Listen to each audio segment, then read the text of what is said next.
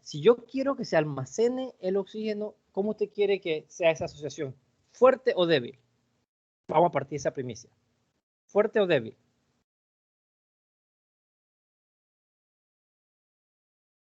Fuerte.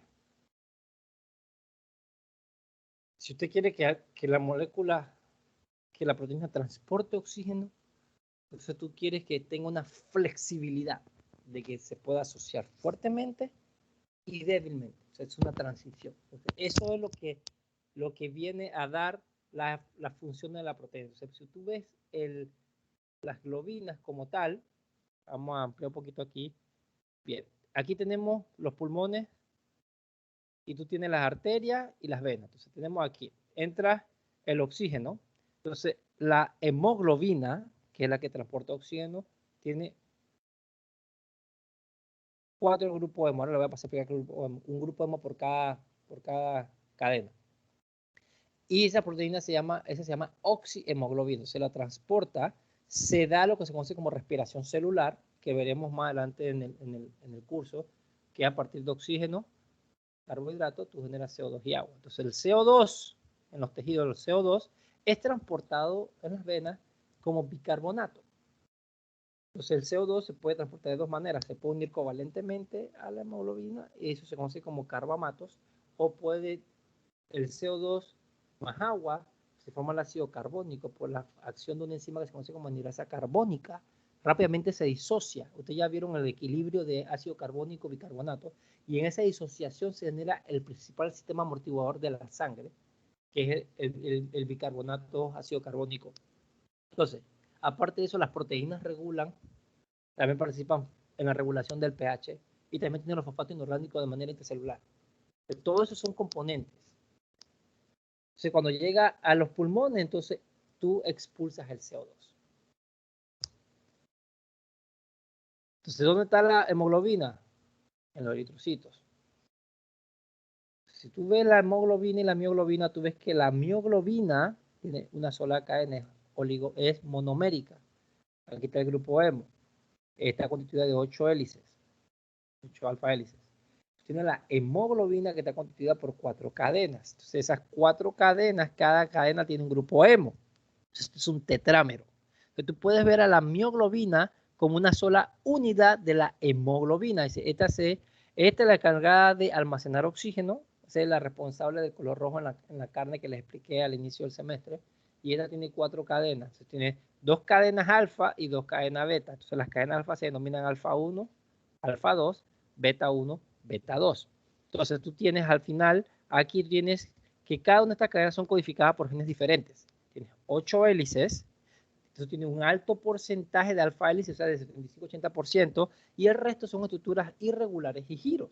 Esta estructura tridimensional, esta que tú ves aquí, es lo que se ve como el tipo globina, es lo que se dobla o se plega tipo globina. Entonces eso es lo que permite que ella transporte oxígeno. A pesar de que estas dos son similares, la hemoglobina y la mioglobina, hay una diferencia en la estructura terciaria. Como digo, ellos son similares en la estructura terciaria, disculpe, pero hay una diferencia en la estructura primaria. ¿Qué quiero decir con eso? Yo les expliqué a ustedes que la estructura primaria es la que termina la estructura terciaria. Entonces, ellos tienen una estructura terciaria similar porque es la conformación nativa. Su conformación nativa es lo que le da la función biológica, que es transportar o almacenar oxígeno, o sea, el plegamiento tipo globina. Pero tienen variación de la estructura primaria, es decir, en la secuencia de aminoácidos. Pero, aunque tengan diferencias, ellos tienen residuos de aminoácidos que son conservados. Esos residuos de aminoácidos que son conservados son los responsables de la función biológica y de que se pliegue de esta manera como tipo globina. ¿Estamos de acuerdo? Bien. Esta tiene estructura cuaternaria y esta no. Profesor, ¿por qué la tiene cuaternaria? Porque tiene más de 2 cadenas. O sea, estas 4 cadenas se llaman dímeros de dímero. Y como se asocian en mayor afinidad entre la cadena alfa 1 y beta 1 y la cadena alfa 2 con la beta 2, muchos textos lo llaman heterodímero. ¿Estamos de acuerdo? Entonces, ello es prostético. Un grupo prostético puede ser, que vimos que puede ser un ion metálico o una molécula orgánica En el caso del grupo hemo, es un grupo prostético, como grupo prostético tiene el anillo de protoporfirina 9 y un ion metálico, el hierro 2, que es el ion ferroso. Entonces, eso es una molécula organometálica. Aquí vemos la mioglobina con el grupo hemo. Aquí tenemos solamente la subunidad beta con el grupo hemo. Entonces, aquí está la estructura de la porfirina. Vamos a ampliar para que la vean. Entonces, el ion ferroso, usted ve aquí el hierro 2 positivo, es el que se encuentra en el grupo hemo y ese se une al oxígeno. Importante. Ese ion ferroso que está aquí, si él cambia a hierro 3, entonces ya la hemoglobina pierde su función biológica. O sea, a nivel endógeno, así como por cuestiones ambientales, así como por alimentos que ingerimos, que son oxidantes, este hierro 2 puede pasar a hierro 3. Entonces se conoce como metahemoglobina y eso es una condición patológica. Entonces, si eso ocurre, pasa de hierro 2 a hierro 3, entonces hay enzimas específicas que lo vuelven a cambiar a hierro 2. Entonces, de hierro 2 a hierro 3, esos procesos de oxidación o reducción.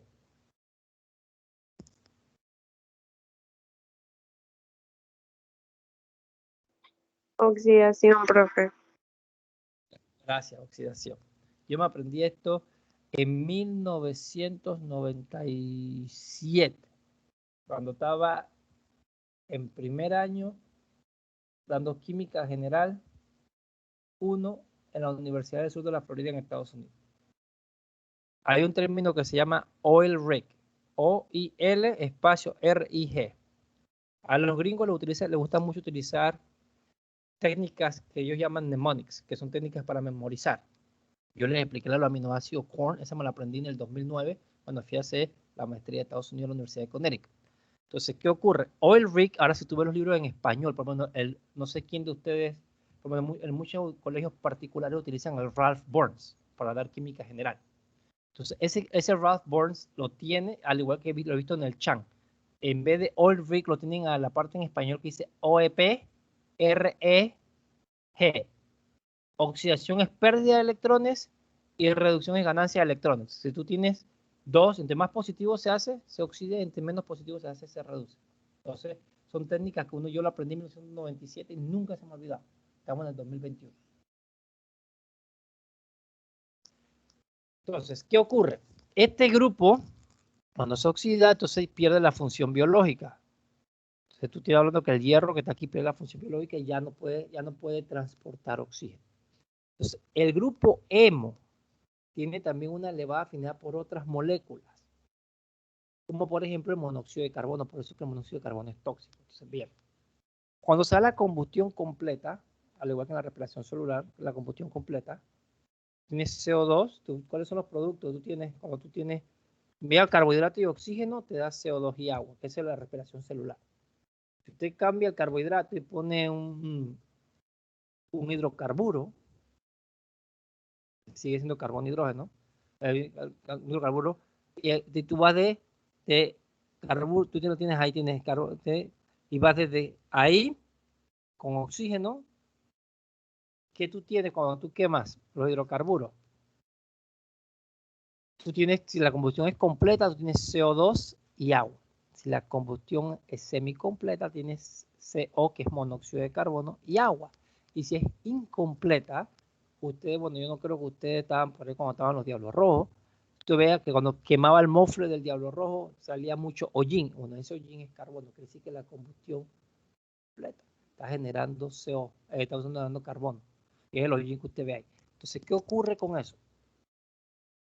El monóxido de carbono es un contaminante porque tú lo tienes ahí y si los lugares que si tú vives cerca de la ciudad donde hay mucho flujo de tráfico, por lo menos en ciudades como Santiago, Chile. Yo viví 4 años ahí cuando estaba haciendo el doctorado. Y tú estás en el centro de la ciudad siempre tiene una nube negra del smog. Porque eso es como una olla. Está entre ciudad, entre montañas. Usted tiene restricción vehicular. San José también tiene ese problema. La ciudad de San José es como un valle también. Sí, entonces tú tienes así. ¿Qué ocurre con eso? Donde hay mucho flujo de tráfico y hay una combustión semicompleta de los hidrocarburos, hay una alta cantidad de monóxido de carbono. Entonces, ese monóxido de carbono usted lo respira. Y cuando usted lo respira, eso se asocia a la hemoglobina, y eso se conoce como carboxihemoglobina. Y tú lo puedes determinar espectrofotométricamente hablando. Tú puedes ver cuando se asocia a la hemoglobina y tú lo puedes ver por el espectro de absorción. Por el espectro de absorción de la hemoglobina tú puedes determinar cuando es oxihemoglobina, desoxihemoglobina, metahemoglobina, carboxihemoglobina. Tú puedes ver los espectros cómo cambian. Entonces, ¿qué ocurre? Tú te sientes cansado. Tú sientes como que te falta la respiración, te sientes agotado. ¿Por qué? Porque el monóxido de carbono secuestra, se une a la hemoglobina y lo que hace es que incrementa la afinidad de la hemoglobina por el oxígeno. En vez de liberar el oxígeno, lo que hace es que lo secuestra. Por eso que es tóxico. Aquí en Panamá hace varios años atrás, en una casa de cita de esas casas de ocasión, o conocidas en el argot popular como push buttons, una pareja entró y dejó el auto encendido. Y la combustión del carro lo que hizo fue que llenó de monóxido de carbono la habitación. Y la pareja falleció. Porque esto se llama, los gringos lo llaman silent death o muerte silenciosa. ¿Por qué? Si ustedes son fanáticos de los sitcoms, así como Two and a Half Men, o películas por lo menos como The Equalizer, que son las dos que me vienen a la mente en estos momentos que tienen una escena parecida. En Two and a Half Men, Alan se metió a la cochera, que eso es muy típico en Estados Unidos, una manera en que los gringos se suicidan, es que ellos bajan la puerta de la cochera, encienden el auto, bajan los vidrios del carro. Entonces el monóxido de carbono, porque es un espacio limitado, el volumen lo topa, entonces quiere decir que ya no hay oxígeno, o sea, es puro monóxido de carbono y ellos lo respiran. Entonces, ¿qué hace? Ellos no sufren, te quedas dormido. Entonces, tú estés cansado y te quedas cansado y te duermes. ¿Por qué? Porque secuestra todo el oxígeno. En The Equalizer, ustedes vieron que desde Washington puso una manguera de plástico al tubo de escape del auto, lo trajo y lo puso en la ventana y le cerró el vidrio del auto y le estaba llenando el carro de monóxido de carbono. Es lo mismo, exactamente al principio. Entonces, ¿qué ocurre? Eso secuestra el oxígeno, se une. ¿Por qué? Porque la hemoglobina tiene mayor afinidad. El grupo hemo por sí, solo, cuando está solo, es 25.000 veces más afín al monóxido de carbono. Y cuando el grupo hemo, cuando está en la hemoglobina, es 200 veces más afín por el monóxido de carbono que por el oxígeno. Lo estoy explicando para que puedan entender eso. Se tiene una elevada afinidad por esto. Por eso que es tan peligroso. Entonces, cuando tú estás en las urbes y tú te sientes cansado y tú vas al médico y tú tienes síntomas, el médico lo diagnostica, bueno, que me siento cansado, agotado, no sé qué. ¿Dónde usted vive? Él te hace la prueba de la hemoglobina, eso es colorimétrico, tienes carboxihemoglobina o intoxicación por monóxido de carbono. Entonces, ¿qué te mandan a hacer usualmente? Un tratamiento sencillo, si no es tan grave o al extremo, te mandan a que tú vayas al interior, a un lugar abierto, te quedes allá unas semanas y con la respiración tú regresas a la forma normal de la hemoglobina porque tú comienzas y te oxigenas. Así que es algo como eso. Bien, entonces regresando aquí al grupo hemo, el grupo hemo, como usted lo puede ver aquí, anillo de protoporfirina 9 tiene el hierro. Entonces, en la sexta posición de coordinación se enlaza el oxígeno y en la quinta posición hay un residuo de histidina. Voy a enseñárselo acá. La forma de esto es un octaédrico. La geometría de este hierro es un octaédrico. Entonces, tú tienes aquí la histidina en la quinta posición de coordinación y aquí tienes al oxígeno en la sexta posición. Y este es el plano de la porfirina, para que se vea aquí hacia abajo. Entonces tiene este residuo de histidina, se conoce como la histidina proximal, porque está próxima al hierro.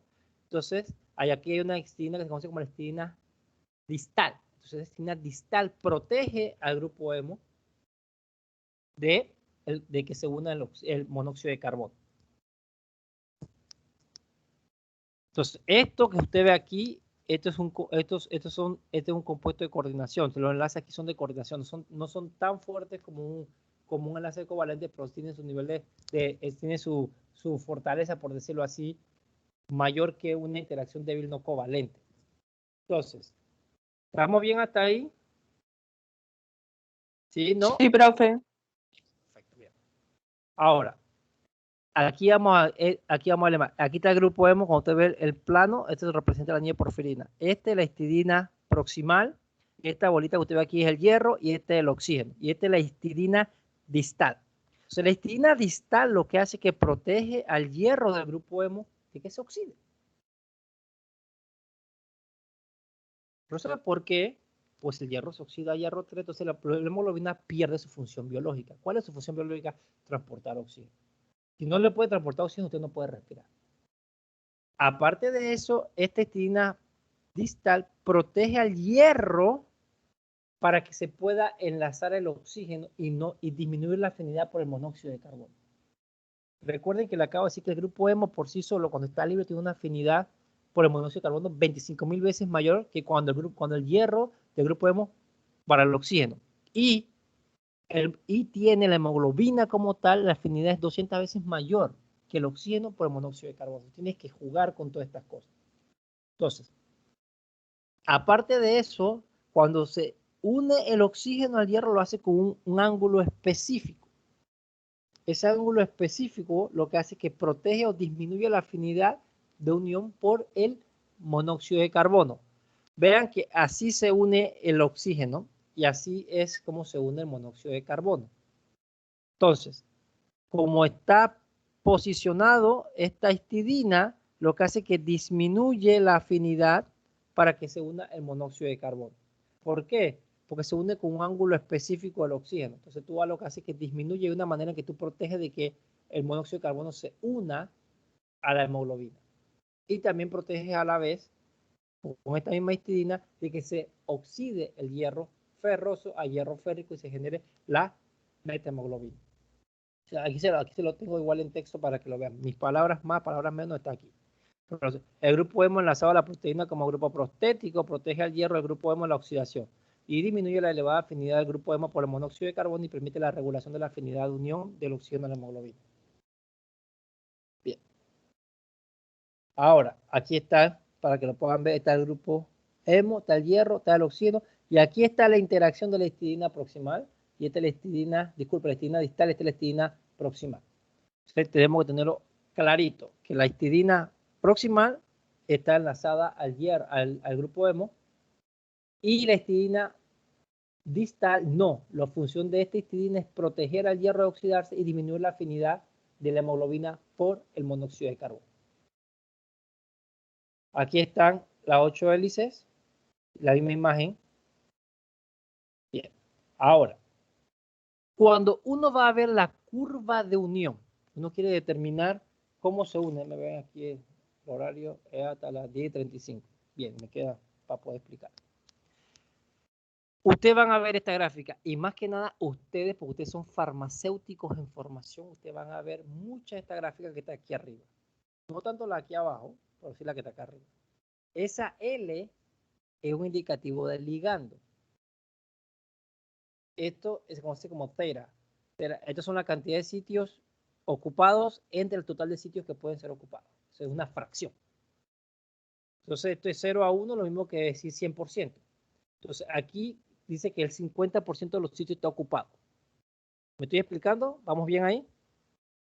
No voy a entrar a toda la dinámica del equilibrio del ligando receptor, pero sí quiero que le quede claro porque ustedes van a ver estos conceptos en química medicinal. Esto que está aquí es la concentración del ligando. Los receptores, que son los que ustedes se enfocan para estudiar la interacción ligando-receptor, para poder que haya una inducción de un efecto farmacológico, los receptores son proteínas.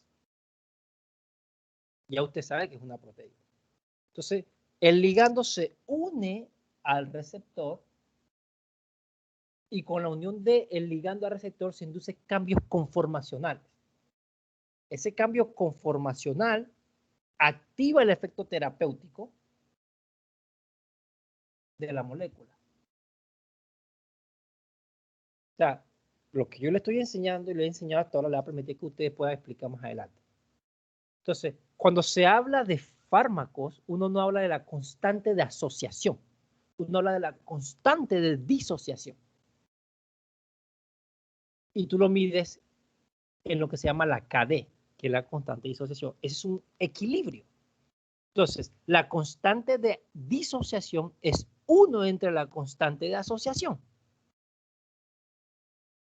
Es difícil explicarle algunos de estos conceptos porque previo a esto, usted no sé si llevan un curso que vean algo de equilibrio. Bien, entonces, ¿qué ocurre? Usted tiene un equilibrio y cuando se une tiene una constante de asociación. Pero tú no lo expresas así. Tú lo expresas para dentro de la farmacia, ustedes expresan como constante de disociación. Ustedes verán eso cuando den química, ustedes van a ver si se van a acordar de lo que estoy diciendo. Entonces, la constante de disociación es 1 entre la constante de asociación. Entonces, la constante de asociación es alta, 1 entre 1000 y 1 entre 10. ¿Qué número es más chico?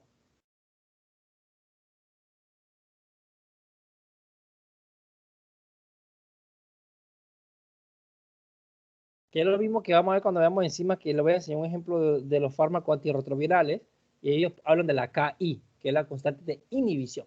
Ahí veremos ese equilibrio también. ¿Qué ocurre? Entonces tú puedes sacar con la constante de disociación la fuerza con la que se une el ligando al receptor. Y como los das en unidades de concentración, si usted vas a los a nanomolar, estamos haciendo billetes. Si un fármaco se une molar, no vamos a hacer plata nunca. Si se une milimolar, bueno, hay que meterle bastante fármaco para que haga un efecto y después hay que ver el concepto de biodisponibilidad y bioacumulación. Pero si estamos nanomolar, ya la cosa, los números comienzan a cambiar. Entonces, eso es lo que utilizan las compañías farmacéuticas. Esa es la concentración, entre más baja, mucho mejor. Quiere decir que van a hacer más plata con el fármaco. Entonces, una manera de ver esto se puede ver, tú ves esta curva se conoce como una hipérbola rectangular. Entonces, tú puedes representar la misma cosa, pero para la hemoglobina, entonces tú hablas de la presión parcial de oxígeno. La presión parcial de oxígeno es una manera en la que tú también puedes expresar concentración.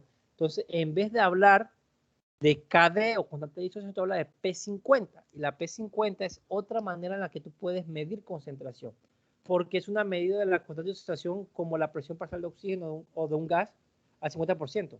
¿Sí? Tú lo que estás buscando es la P50 aquí. Entonces, esto que está aquí es lo mismo que la constante de disociación. Eso te permite a ti sacar lo mismo.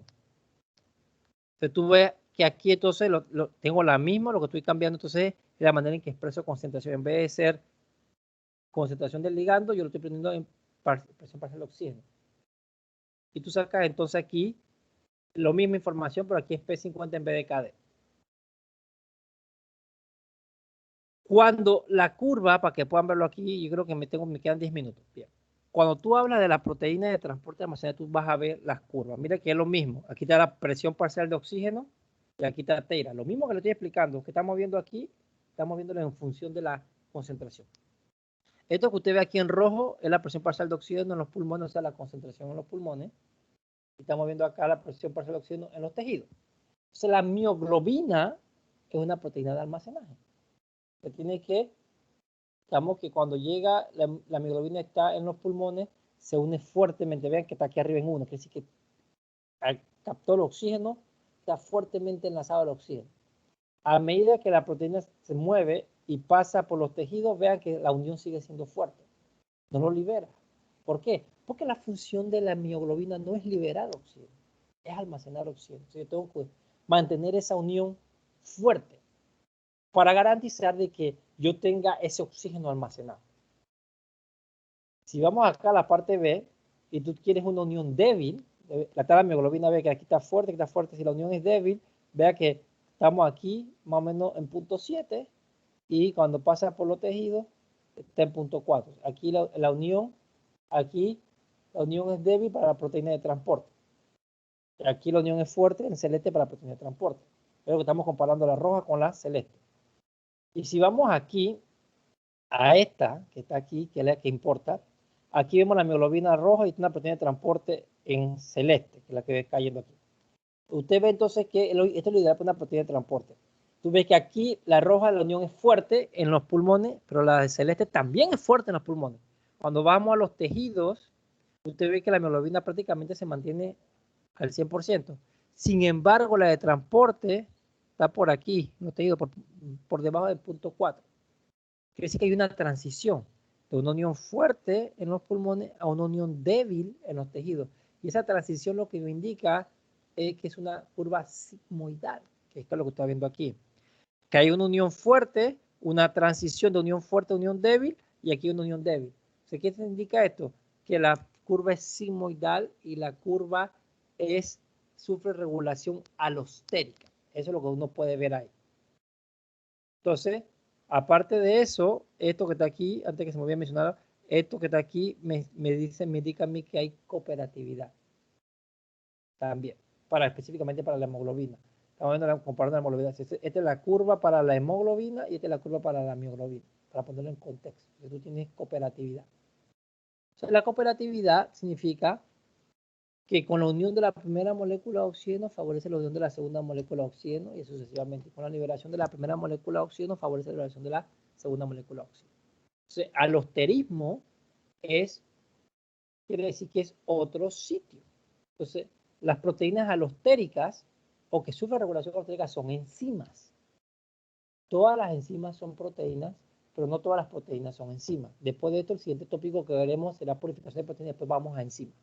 Entonces, la hemoglobina no es una enzima, pero se le considera como enzima honoraria porque sufre regulación alostérica. Eso te permite entonces discutir lo que se conoce como los cambios conformacionales.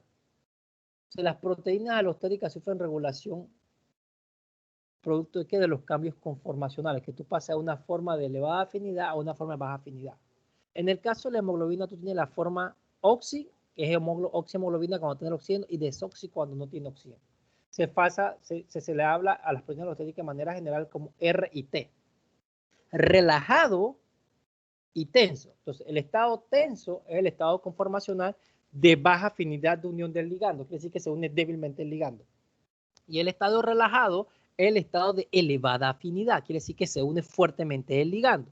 Entonces tú tienes, para terminarle con esto, tú tienes entonces que el estado tenso es de baja afinidad de unión del ligando con el receptor o el ligando con la proteína, para ser específico aquí, y relajado es el estado de elevada afinidad de unión del ligando a la proteína. Pero tú tienes como interacción alostérica 4 cosas importantes que saber.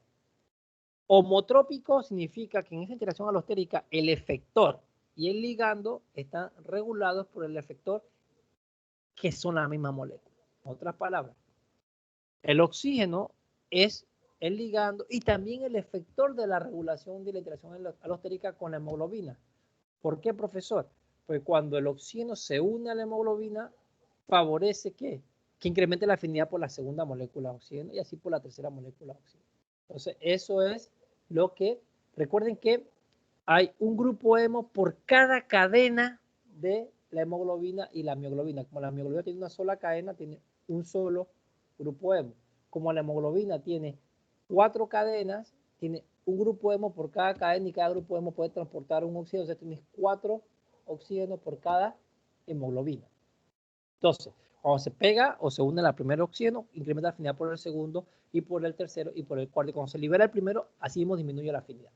Entonces, es heterotrópico si el efector y el ligando son moléculas diferentes. Entonces, si son diferentes, lo que hace es que cuando se une el ligando, cuando se une el efector, regula de manera positiva o de manera negativa la interacción. Ahora, de manera positiva, la interacción alostérica quiere decir que con la unión del efector incrementa la afinidad y de manera negativa, cuando se une el efector, disminuye la afinidad. Se lo voy a poner esto en contexto rapidito para terminar con esto. Esto es como cuando un chico quiere cortejar a una dama. Usualmente uno pasa por el primer filtro. ¿Cuál es el primer filtro? Bueno, en mi época era la mejor amiga de la muchacha con la que tú querías invitarla a salir. Entonces, si la muchacha, que te presento a mi mejor amiga, y ella dice que, ay, se ve buena gente, entonces ella es un efector positivo, porque entonces ahora la muchacha te ve con buenos ojos, ah, perfecto. Pero si ella te dice que le dice ella a la mejor amiga, de verdad él, pero míralo, no sé qué, entonces ella es un efector alostérico negativo. ¿Por qué qué? Porque está disminuyendo la afinidad tuya con la dama con la que tú quieres salir. Entonces, véanlo en ese contexto. Todo lo que disminuya la afinidad, entonces es negativo, y todo lo que incremente la afinidad es positivo. Entonces, el efector es homotrópico, y la revolución es homotrópica si el efector es ligando a la misma molécula, y es heterotrópico si son moléculas diferentes. Y con eso termino la clase ahí porque me quedan 2 minutos. Hasta aquí estamos bien. Todo va claro hasta aquí. Nosotros retomamos este tópico el miércoles. Sí, profe. Perfecto. Bien. Que tengan excelente fin de semana y con el favor de Dios nos vemos la próxima semana el miércoles. Gracias, profe. Gracias, profesor, Igual, profe, igualmente. bendiciones. Ok, profesor. Chao, profe. Cuídese. Bendiciones. Ah, Profesor, dígame. profe, sí, Abraham Rodríguez, profe, entré tarde a la clase porque tuve que comprar tarjeta por el Teams, porque mi interno y tuvo un bajón.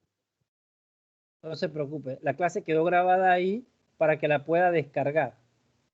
Acabo de parar la grabación, así que apenas se acaba la clase, a los 5 minutos debe ya estar la grabación de la clase para que la tenga ahí. Gracias, profe. De nada, que tenga buen día.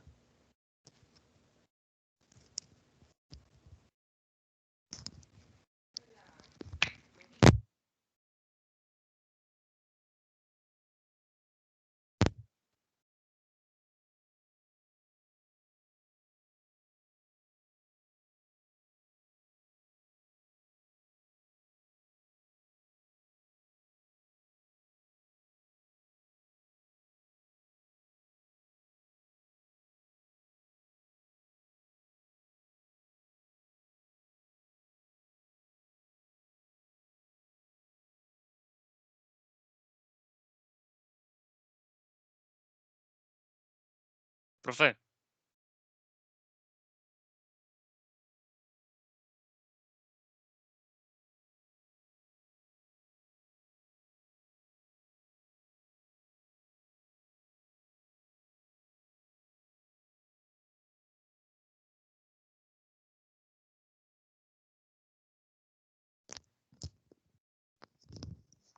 profe, ¿se encuentra ahí?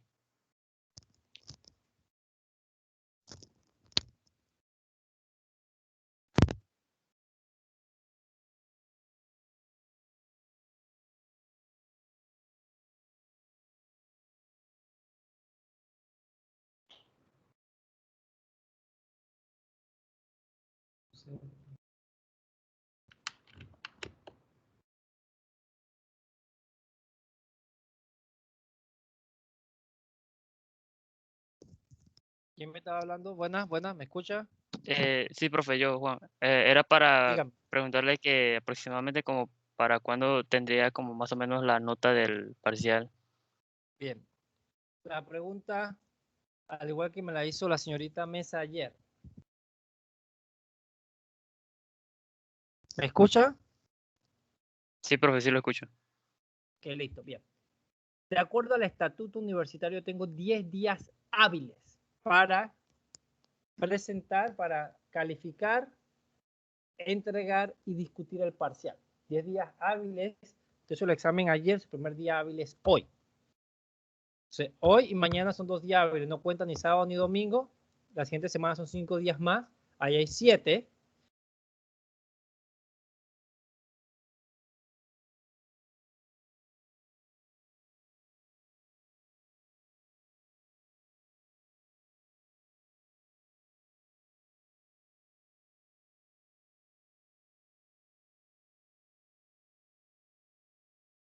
Sería aproximadamente como la semana de arriba, pues, por así decirlo.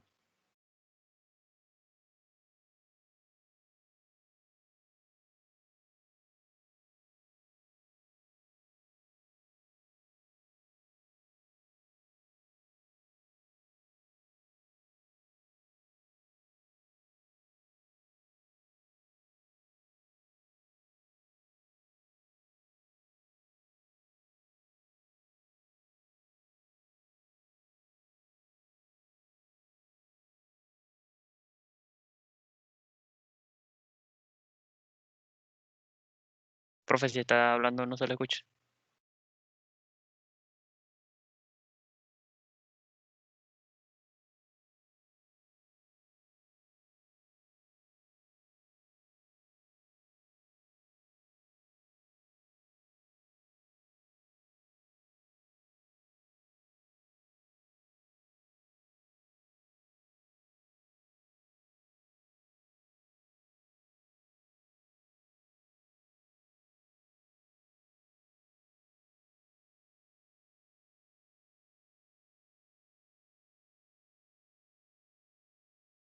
Juan, ¿me escucha?